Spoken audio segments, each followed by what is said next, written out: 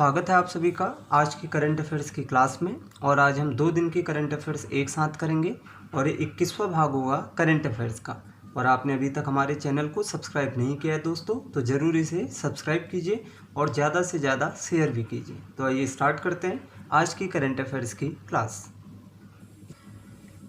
इससे पहले previous video में हमने एक क्वेश्चन पूछा था आपसे कि निम्न में किसे पूर्व का मैनचेस्टर कहते हैं, मैनचेस्टर ऑफ ईस्ट, और 4 ऑप्शन दिए थे। तो इसका सही जवाब था ऑप्शन सी, ओसाका।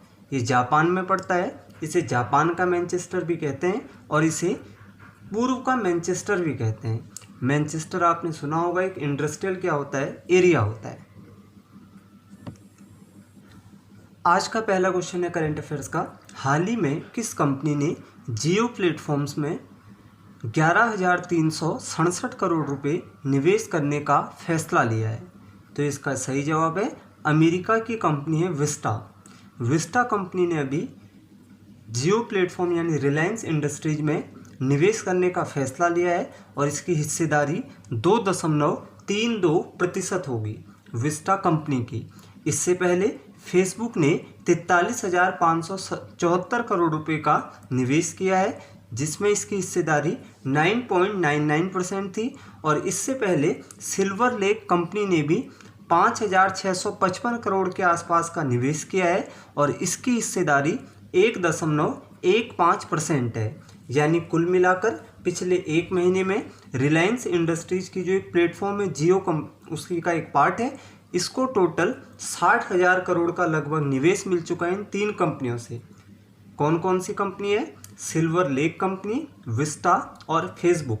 और फेसबुक जियो प्लेटफॉर्म का सबसे बड़ा शेयर होल्डर भी बन चुका है, जिसने हाल ही में इतना बड़ा निवेश किया है। ये एक एफडीआई है जिससे लोगों को रोजगार भी मिलेंगे कहीं ना कहीं इस निवेश से,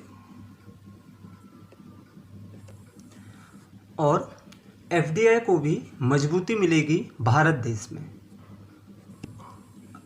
अगला क्वेश्चन है, हाल ही में किस राज्य सरकार ने सरकारी कर्मचारी, शिक्षकों और सार्वजनिक क्षेत्र में काम करने वाले कर्मचारी की सेवानिवृत्ति की आयु को बढ़ा दिया है? यानी रिटायरमेंट एज को बढ़ा दिया है।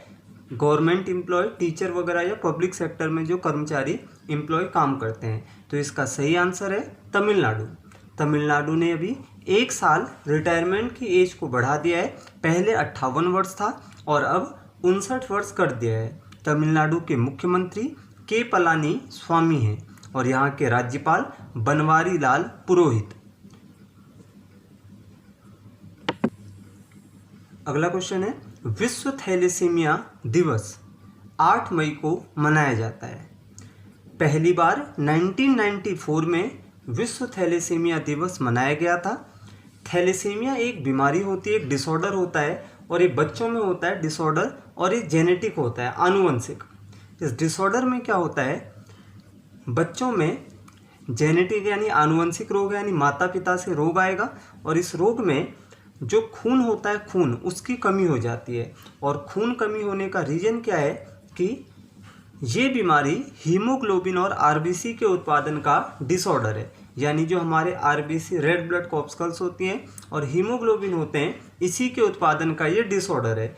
जब नॉर्मली हम सबकी जो आरबीसी, जिसकी लाइफ टाइम होता है 120 दिन, यदि कोई थैलेसीमिया पीड़ित व्यक्ति है तो उसकी आरबीसी का लाइफ टाइम काफ़ी कम हो जाता है, मात्र लगभग 20 दिन के बराबर हो जाता है। यानी खून की कमी हो जाती है और एक आनुवंशिक बीमारी होती है। इसका जो सबसे सही इलाज होता है वो होता है बोन मैरो का ट्रांसप्लांट करना। किसी दूसरे का सेम जो बोन मैरो होगा वो क्या कर देना, प्रत्यारोपण। बोन मैरो को हिंदी में अस्थि मज्जा कहते हैं, ठीक है। और जो थैलेसीमिया बीमारी होती है इसमें खून क्या होता है, कम होता है। इस केस में महीने में 2-3 बार तक क्या करना पड़ता है, खून चढ़ाना पड़ता है। यानी इतना खून क्या हो जाता है, शरीर में कमी आ जाती है। तो 8 मई को मनाया जाता है विश्व थैलेसीमिया दिवस। अगला क्वेश्चन है, हाल ही में किस देश ने अपनी करेंसी को बदलने की घोषणा की है? तो इसका सही जवाब है ईरान। पहले इसकी करेंसी रियाल थी और अब नई करेंसी तोमान होगी। किसके लिए? यहाँ पर काफ़ी इन्फ्लेशन आ चुका है, मुद्रास्फीति। मुद्रास्फीति क्या होती है?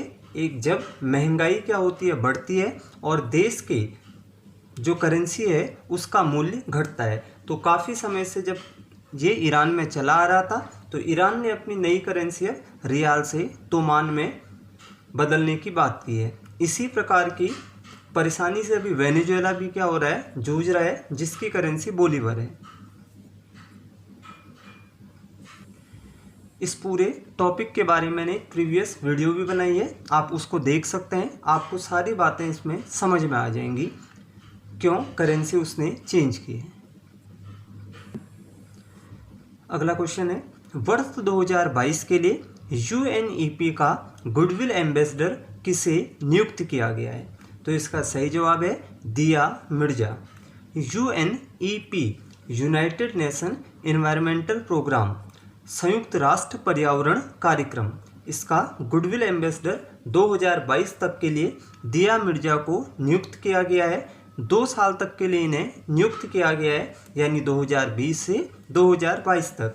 बात करेंगे हम यूएनईपी की, तो यूनाइटेड नेशन एनवायरमेंटल प्रोग्राम 5 जून 1972 को इसकी स्थापना हुई थी और इसका हेड ऑफिस केनिया की राजधानी नैरोबी में है और वर्तमान में इसके चेयरमैन इंगर एंडरसन हैं। सबसे पहले जो पर्यावरण समझौता हुआ था वो भी 1972 में हुआ था, जिसे हम स्टॉकहोम समझौता कहते हैं। इसे विश्व का पहला पर्यावरण समझौता भी माना जाता है और ये विश्व का जो पहला पर्यावरण समझौता था, इसी समझौते के तहत यूएनईपी की स्थापना हुई 5 जून 1972 को और हर साल 5 जून को विश्व पर्यावरण दिवस भी मनाया जाता है। अगला क्वेश्चन है, रक्षा मंत्रालय ने हवाई अड्डों के आधुनिकीकरण के लिए किस कंपनी के साथ हाल ही में समझौता किया है? तो इसका सही जवाब है टाटा पावर कंपनी के साथ। इस समझौते के तहत 37 हवाई अड्डे, इनका आधुनिकीकरण किया जाएगा, मॉडिफिकेशन। और ये रक्षा मंत्रालय ने टाटा पावर के साथ समझौता किया है। टोटल 37 हवाई अड्डों का आधुनिकीकरण किया जाएगा। टाटा पावर कंपनी, इसके प्रेसिडेंट वर्तमान में नटराज चंद्रशेखरन हैं और जो ये समझौता हुआ है ये 1200 करोड़ रुपए की योजना है जो टाटा पावर को सौंपी गई है। अगला क्वेश्चन है, कैलाश मानसरोवर यात्रा, हाल ही में इस यात्रा के लिए नए मार्ग का उद्घाटन राजनाथ सिंह ने किया। लिपुलेख दर्रे से ये मार्ग जाता है और इससे अब इंडिया की ज़मीन पर 84% और चीन में 16% चलना होगा। बीआरओ के द्वारा 80 किलोमीटर लंबा इस रास्ते को बनाया गया है जो कि 17,000 फीट की ऊंचाई पर स्थित है, जो लिपुलेख को धारचूला से जोड़ेगा।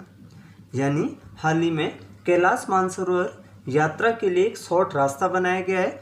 बीआरओ बॉर्डर रोड ऑर्गेनाइजेशन ने 80 किलोमीटर लंबा ये रास्ता बनाया है जो लिपुलेख दर्रे को धारचूला से जोड़ेगा। इससे यात्रा की जो समयावधि है वो काफ़ी कम हो जाएगी। तो भारत के रक्षा मंत्री राजनाथ सिंह ने इसका उद्घाटन किया है और बीआरओ ने इस रोड का निर्माण किया है। कैलाश मानसरोवर यात्रा के लिए या तो नाथुला दर्रा जो कि सिक्किम में है वो रूट है, या लिपुलेख दर्रे से कहाँ जाते हैं कैलाश मानसरोवर यात्रा। और इस 80 किलोमीटर के रूट के बन जाने से इस यात्रा में काफ़ी टाइम बचेगा।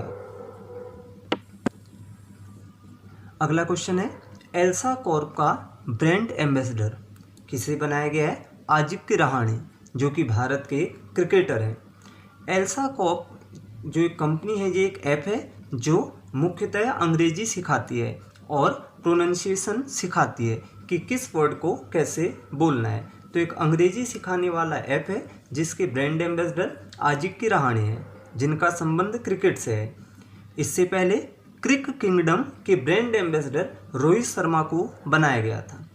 क्रिक किंगडम ये भी एक क्रिकेट की ऑनलाइन कोचिंग प्रोवाइड कराने वाली कंपनी है और इसके ब्रांड एम्बेसडर रोहित शर्मा हैं।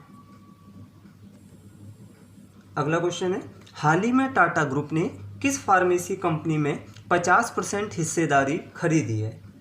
टाटा ग्रुप ने एक फार्मेसी कंपनी में 50% हिस्सेदारी खरीदी है। इस कंपनी का नाम है जेनेरिक आधार। जेनेरिक आधार ये वो फार्मेसी कंपनी है जिसकी 50% हिस्सेदारी टाटा ग्रुप ने खरीद ली है। जेनेरिक आधार क्या है? ये एक कंपनी है जो सस्ती मेडिसिन प्रोवाइड करती है और इस कंपनी की स्थापना अर्जुन देशपांडे ने की थी और हाल ही में 50% इसकी पार्टनर से टाटा ग्रुप ने खरीद ली है। अगला क्वेश्चन है, विश्व प्रवासी पक्षी दिवस वर्ल्ड माइग्रेटरी बर्ड्स डे 9 मई को मनाया जाता है। 9 मई का मतलब यहाँ पर क्या है? हर साल मई और अक्टूबर माह के दूसरे शनिवार को मनाया जाता है। यानी हर साल मई और अक्टूबर महीने के जो दूसरा शनिवार आएगा उस दिन विश्व प्रवासी पक्षी दिवस मनाया जाता है। यानी साल में ये 2 बार मनाया जाता है। अब इस बार 9 मई को मई के महीने का दूसरा शनिवार आया है तो वर्ल्ड माइग्रेटरी बर्ड्स डे 9 मई को मनाया गया। इसकी थीम है बर्ड्स कनेक्ट अवर वर्ल्ड। भारत देश में राष्ट्रीय पक्षी दिवस 12 नवंबर को मनाया जाता है। भारत में नेशनल बर्ड्स डे 12 नवंबर को मनाया जाता है और भारत में पक्षी विज्ञान का पिता डॉक्टर सलीम अली को कहा जाता है। ये भारत के एक बहुत बड़े ऑर्निथोलॉजिस्ट थे और इन्हें भारत का बर्ड मैन भी कहते हैं या पक्षी विज्ञान का जनक डॉक्टर सलीम अली, जिनके नाम पर एक नेशनल पार्क भी है, सलीम अली नेशनल पार्क, जम्मू कश्मीर। और प्रवासी पक्षी किसे कहते हैं? ऐसे पक्षी जो एक स्थान से दूसरे स्थान में आवास करते हैं। प्रवासी एक स्थान से जो दूसरे स्थान में चले जाते हैं। अगला क्वेश्चन है, प्रवासी राहत मित्र ऐप। इस ऐप को कौन सी सरकार लाई है? तो यूपी राज्य सरकार इस प्रवासी राहत मित्र ऐप को लाई है, उत्तर प्रदेश। इसका उद्देश्य क्या है? प्रवासियों को सरकारी योजनाओं और नौकरियों से जोड़ने के लिए लॉन्च किया गया है। यानी प्रवासी मतलब जो दूसरे राज्य के हैं उनको सरकारी योजनाएं जो गवर्नमेंट की पॉलिसी हैं और जॉब से जोड़ने के लिए प्रवासी राहत मित्र ऐप लॉन्च किया गया है। इसे यूएनडीपी के साथ मिलकर लॉन्च किया गया है। UNDP United Nation Development Programme, संयुक्त राष्ट्र विकास कार्यक्रम। यूएनडीपी की स्थापना 1965 में हुई थी, 1965 में, और इसका हेड ऑफिस यूएसए के न्यूयॉर्क में है। अगला क्वेश्चन है, मेलबर्न क्रिकेट क्लब के अध्यक्ष हाल ही में कौन चुने गए हैं? तो इसका सही जवाब है कुमार संगकारा। कुमार संगकारा, जिन्हें हाल ही में मेलबर्न क्रिकेट क्लब का अध्यक्ष चुना गया है। ये श्रीलंका के पूर्व क्रिकेटर हैं और ये पहले नॉन ब्रिटिश हैं जो मेलबर्न क्रिकेट क्लब के अध्यक्ष चुने गए हैं। तो ये काफ़ी महत्वपूर्ण है प्रश्न कि ये पहले क्या हैं? Non British, Kumar Sangakkara. अगला क्वेश्चन है, own online platform. Own online platform, इसकी शुरुआत महिंद्रा कंपनी ने की है। वाहनों को बेचने के लिए इस प्लेटफॉर्म की शुरुआत की गई है, ओन ऑनलाइन प्लेटफॉर्म, और इसमें एक्सचेंज और इंश्योरेंस फैसिलिटी की सुविधा भी है। कोविड-19 महामारी के कारण जहां पूरे देश की अर्थव्यवस्था अभी ठप हुई पड़ी है, तो इसी में महिंद्रा कंपनी ने अपनी गाड़ियों को ऑनलाइन बेचने का सुझाव रखा है और इसी के लिए एक प्लेटफॉर्म की शुरुआत की है। अगला क्वेश्चन है, संजीवनी वाहन, ये किस राज्य ने ऐसे वाहन को विकसित किया है? तो इसका सही जवाब है मध्य प्रदेश। हाल ही में मध्य प्रदेश ने संजीवनी वाहन को विकसित किया है। अब ये संजीवनी वाहन क्या है? एक गाड़ी है जिसमें हमेशा डॉक्टर रहेंगे और कोई मरीज है तो उसका इलाज तुरंत उसी समय वहाँ पर किया जाएगा ताकि उसका जो बीमारी है वो ज़्यादा ना बढ़े, वो वहीं पर कम हो जाए। इसी के लिए तत्काल इलाज के लिए एक कंसेप्ट लाए हैं जिसका नाम रखा है संजीवनी वाहन।